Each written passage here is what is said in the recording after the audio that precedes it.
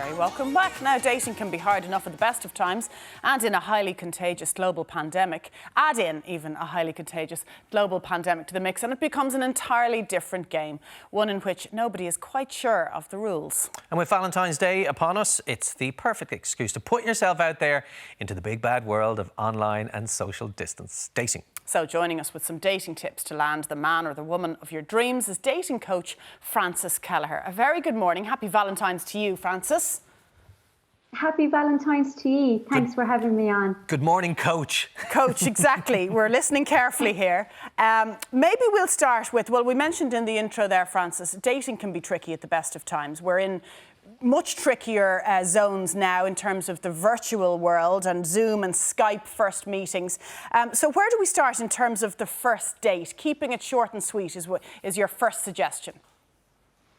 Yeah, so virtually the best thing to do is put a time on it, like a time limit on a coffee or whatever you're doing, have a glass of wine together, because it takes the pressure off everybody really.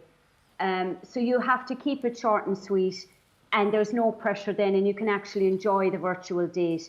And virtual dating is the only way to move forward at the moment. So I would seriously advise people to do it, you know. So you should think, you know, like first impression, like a real date. You only get one chance to make a first impression. So dress appropriately. You don't have to dress to the nines, but don't show up in your pajamas because you're at home. And obviously have the background decluttered. You know, you don't want this person to think you're living in a complete mess. You're trying to give a good impression.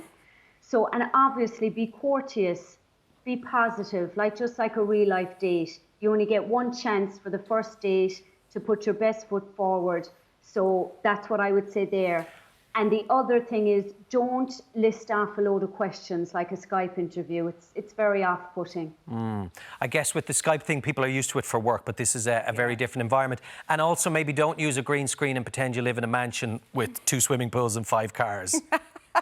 That's Aidan's trick. Yeah, don't enlarge the truth, as they say. Now, you also have suggestions as what to do on this short enough Zoom or Skype date. What would they be? Yes, so again, if it's a first date, a 20-minute coffee is great. Just keep it to 20 minutes. You don't know whether you're going to click with this person or not. So, you know, it's the best to keep it short and sweet. But if you have dated this person before lockdown, or you've had a couple of virtual dates, you can play charades, you can play hangman. Pictionary was huge in the last lockdown. Games have become very big, you know. You can cook a meal together while you're on and then eat it, or just eat the meal together virtually. People have watched films together, or Netflix. Everything that you do offline, it's just online. And in the last lockdown in New York, it was huge for people showing each other around their apartments virtually. That was huge in New York. Do you think for people it's hard to get their head around this, as, you know, compared to the let's go and meet in the pub, let's do the traditional thing? Like the idea of, you know, to be comfortable enough in your own home to be playing charades or things like that. It is really, because, you know, we're out of our comfort zone. The big thing that people have said to me is, how do I get off the virtual date? I can't say I'm going to work. I can't say I'm meeting my friend.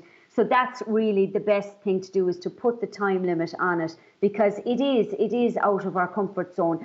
But I predict that this will be almost like a screening process for people in the future, because, you know, dating can be very expensive. I spoke to a client in LA. He said he had to drive across the city. You know, he was doing this a couple of times during the week and paying for the women's meals, etc. So, you know, people as well don't have the time. So I think it'll become like a screening process, that they'll say, okay, I'll talk to this person, I'll hear their tone of voice, I'll get the vibe of their character, I can see them, I get way more information, you know, my 5 senses online. Let's keep to the 20-minute coffee, and then I can meet that person if I feel there's a connection. Okay, and then what about meeting up in a socially distant way, if that is possible, if you're within the 5K with that person, etc.? What can you do?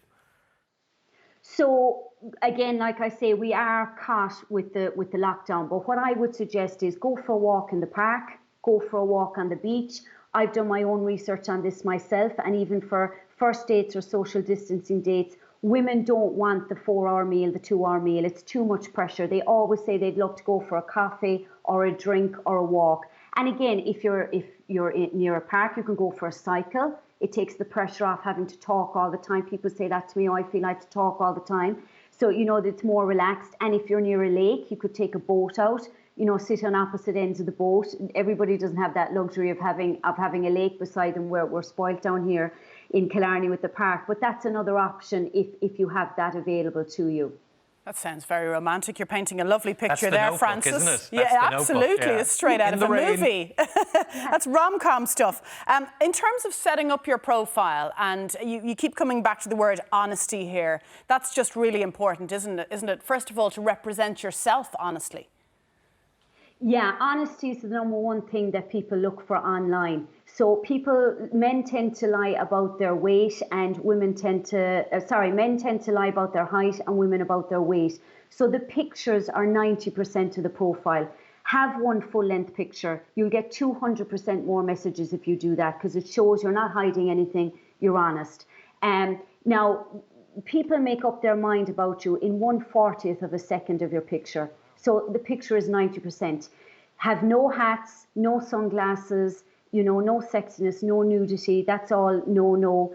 Only have yourself in the picture. And if you have a pet, put them in the picture, because you'll get more likes. It shows, you know, the psychology behind it is it shows, you know, this pet loves you, you can take care of another being, you love them, and you're a nice person. So put in a pet if you have it. Okay, what about filters? Say that again, sorry. Filters on these dating apps and, you know, of your own, photoshopping yourself effectively. None of that, no. People want the honest person. They want to meet the person that they saw in the picture. So obviously have your pictures up to date. And like I say, again, honesty is the big thing. So just go out there, be yourself. Think of yourself as a brand, though, that you have to market yourself properly and sell yourself properly. But be honest about it. Just be yourself. You're good enough as yourself. Okay. That's a good reminder, nice way to Francis. end And the text is only 10% of the bio, but it is very important. Those words are key, aren't they? They are. It is only 10%, but it has to be right. So the magic formula research has shown is talk about yourself 70% of it, and the other 30% talk about the other person. When I say the other person, what you're looking for in another person. So talk about their values. For instance, if you you're big into family, you value family, you can say in your bio at the end, looking for someone who values family. If you love the outdoors, you're active, you can say, looking for someone who loves being outdoors and is active. You talk about the values, and then that person will see what you like, and they'll resonate with that and say, oh, you know, that's what I like too, and they'll reach out to you. Okay, great advice, Francis. I'm sure it's an adjustment for some people, but it can be done, and with your tips and your help, hopefully more successfully, and people will find love. And more honestly as well, yeah. Thank you, Francis. Pleasure to talk to you.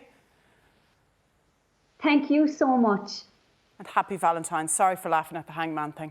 Whatever it takes to break down the wall or break the ice, isn't it? It's new for some of us, but Totally. the idea of, I guess, you know, in the past you'd have the first phone call. Exactly. And then maybe the first date in person. Now it is Zoom or Skype, and that's where... It's very tricky, isn't it? You know, and doing activities can help when you're not just sitting there under pressure trying to talk all the time. Trying to think of the right thing to and say. then you get a sense of each other's personality and humour. Yeah. So I'm down for the Pictionary. OK, well done. Right. For more advice from Francis, check out her website. That's franciscallaghercoaching.com. Now we're going to take a quick break, and we'll see you in a few minutes.